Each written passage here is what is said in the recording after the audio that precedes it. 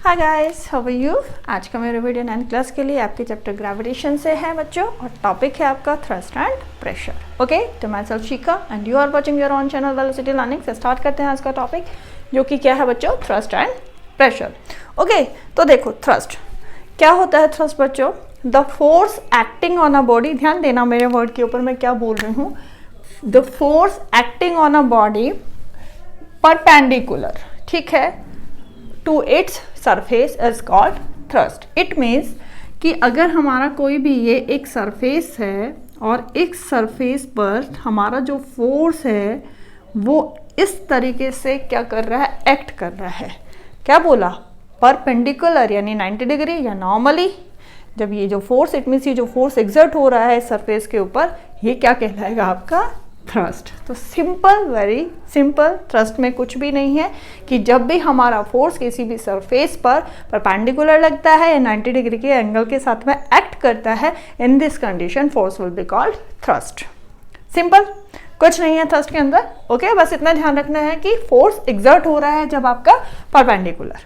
Okay, अब simple सी बात, एसआई यूनिट की अगर मैं बात करती हूँ तो एसआई यूनिट, क्योंकि फोर्स और थ्रस्ट दोनों क्या है, सेम है, तो एसआई यूनिट भी बच्चों क्या होगी, सिमिलर होगी। क्या होगी, न्यूटन, क्योंकि फोर्स की जो यूनिट होती है एसआई यूनिट क्या होती है, न्यूटन होती है। तो थ्रस्ट की जो एसआई यूनिट होगी वो भी क्या होगी बच्चों, न्यूटन होगी। ठीक है, because force equal to thrust. अब अगर इसके डायमेंशन की बात करते हैं, डायमेंशन mL/T-2 क्यों निकालते हैं, बहुत सिंपल होता है। देखो हमें पता है कि जो फोर्स होता है वो होता है m/g, राइट। मास के लिए यहाँ पर m यूज होता है, g acceleration due to gravity यानी मीटर पर सेकंड स्क्वायर, लेंथ हो जाएगा मीटर के लिए, ठीक है। टाइम के लिए t होता है, सेकंड स्क्वायर है, तो दैट्स वाई -2। ठीक है, तो इस तरीके से आप इसका डायमेंशन निकाल सकते हो, mL/T-2। ओके, ये डायमेंशन हुआ। तो थ्रस्ट हो गया आपका कंप्लीट। ओके, थर्स्ट जो था टॉपिक वो हुआ कंप्लीट। अब मूव ऑन करते हैं हमारे बच्चे प्रेशर की तरफ। प्रेशर क्या है, देखो प्रेशर यहाँ पर भी ध्यान दो। प्रेशर इज द फोर्स, यानी जो प्रेशर है वो भी क्या है, एक टाइप का फोर्स है। लेकिन यहाँ पर सिचुएशन आएंगी क्या होती है, देखो pressure is the force acting normally, यानी परपेंडिकुलर भी बोल सकते हो उसमें, कि pressure is the force acting normally. Thrust you can also say, क्योंकि नॉर्मली जब भी फोर्स एक्ट करता है तो हम उसको क्या बोलते हैं, थ्रस्ट बोलते हैं। तो यहाँ पर acting normally on a unit पर एरिया, ये सिचुएशन है आपकी यूनिट पर एरिया ऑफ द ऑब्जेक्ट। यानी प्रेशर क्या है, प्रेशर वो फोर्स होता है जो किसी भी ऑब्जेक्ट के पर यूनिट एरिया पर परपेंडिकुलर वर्क करता है। जो भी फोर्स क्या कर रहा है, एक पर यूनिट जितने एरिया के ऊपर क्या कर रहा है, फोर्स एग्जर्ट हो रहा है perpendicular, that is called your pressure, right. तो प्रेशर को वी कैन से कि pressure equal to force upon area, pressure equal to force upon area, and you can also say कि pressure equal to thrust upon area। क्या, thrust upon area। क्यों, क्योंकि अभी बताया है perpendicular force is called thrust, ठीक है। तो force की जगह you can also use thrust। तो pressure equal to thrust upon area, right। thus simple सी बात होती है, thus the effect of a force, thus the effect of a force, यानी जो ये हम फोर्स अप्लाई कर रहे हैं यहाँ पर, thus the effect of a force depend on the area of the object on which it acts। अभी ये पॉइंट क्लियर होगा कि हमने ऐसा क्यों बोला कि जो ये फोर्स होता है डिपेंड करता है कि वो कितने एरिया के ऊपर एग्जर्ट हो रहा है, उसके ऊपर ये डिपेंड करता है। पहले इसके एसआई यूनिट की बात कर लेते हैं कि जो हमारा प्रेशर होता है बच्चों, उसकी एसआई यूनिट होती है न्यूटन मीटर पर स्क्वायर या फिर पास्कल। खुद देखो कैसे, क्योंकि यहाँ पर ये इसकी न्यूटन फोर्स हो गया, फोर्स ही हो गया न्यूटन। एरिया आपको पता ही होता है, एरिया का मीटर स्क्वायर होता है, तो you can say newton metre पर सेकंड, ठीक है, सेकंड स्क्वायर, ये हो जाएगा यहाँ पर, ठीक है। और इसके एक यूनिट और होती है बच्चों पास्कल, जिसको कि हम पीए इस तरीके से भी रिप्रेजेंट करते हैं, ठीक है। ये हो गई इसकी बात। अब कुछ एग्जाम्पल लेती हूँ बच्चों, मैं आपको बताती हूँ। मैं आपको सेम चीज़ें लेकर हम दो सिचुएशन आपके साथ में रखेंगे आपके सामने, और आपको बताएंगे कि जो पॉइंट हमने यहाँ कहा है कि does the effect of a force depend on the area of the object, ठीक है।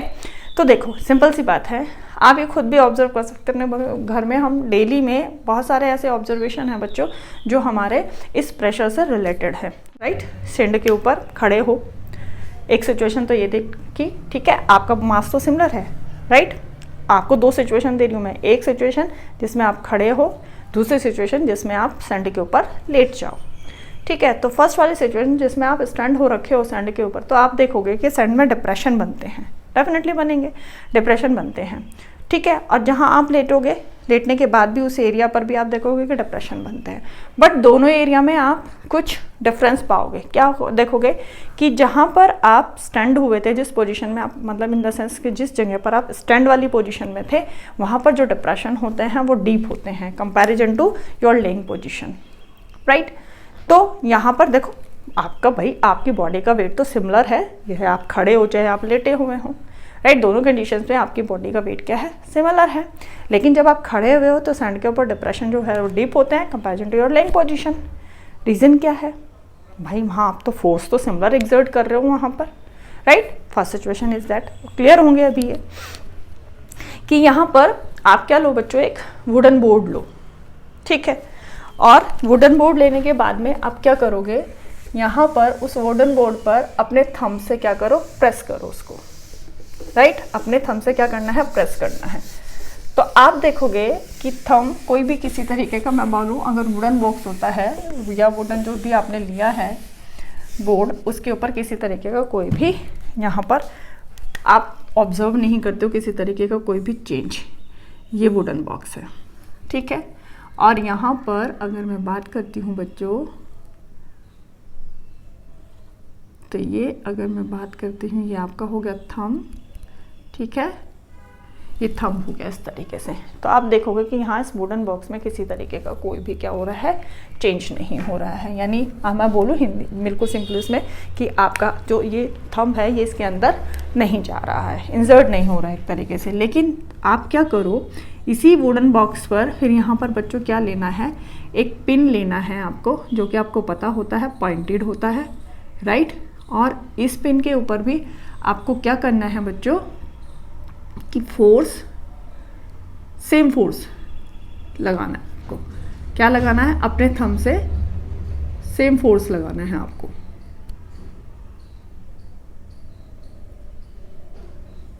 इसी थंब से, ठीक है। तो आप ये देखोगे ये दोनों सिचुएशन में जब आपने थंब से आप इसको प्रेशर लगा रहे थे या इसके ऊपर फोर्स एक्सर्ट कर रहे थे, सॉरी, तो इस कंडीशन में आपका थंब जो है वो कहीं भी उसके अंदर, मतलब अंदर धंसता नहीं है एक तरीके से, या अंदर नहीं जाता है।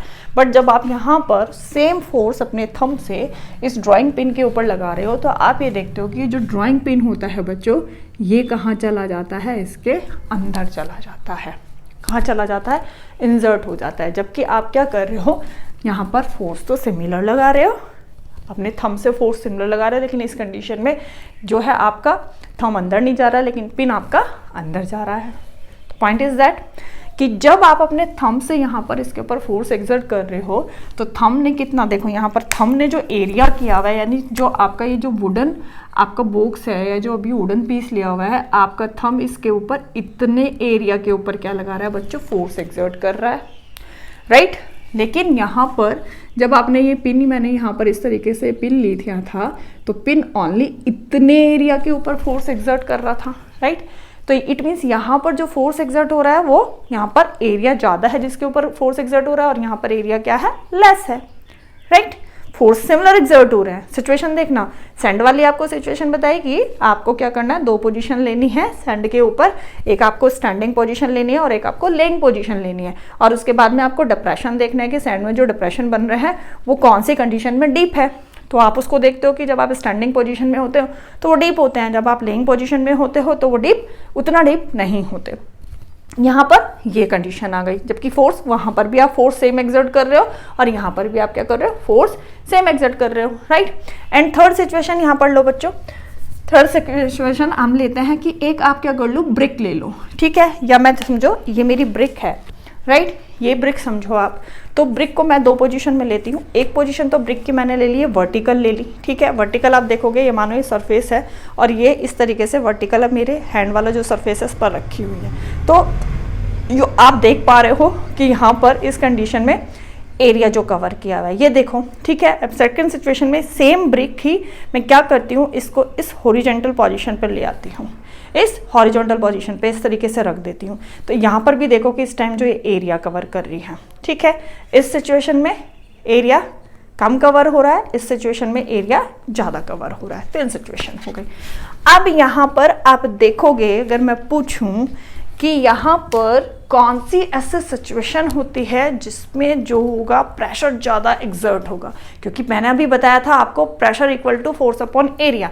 तो इससे सिमिलर पता चलता है कि जो ये प्रेशर, इट मीन्स हमारे टू फैक्टर्स के ऊपर डिपेंड करता है। एक फैक्टर होता है आपका फोर्स, जिसके कि वो डायरेक्टली प्रोपोर्शनल होता है, और दूसरा होता है आपका क्या होता है बच्चे, एरिया, जिसके कि वो इन्वर्सली प्रोपोर्शनल होता है। तो सिंपली थिंक कि फोर्स जितना ज़्यादा एक्सर्ट होगा उतना ही ज़्यादा प्रेशर भी होगा, फोर्स जितना लेस होगा प्रेशर भी उतना ही लेस होगा, बट एरिया के इन्वर्सली प्रोपोर्शनल, कि अगर एरिया लेस है then pressure will be more, और अगर एरिया क्या है आपका मोर है then pressure will be less.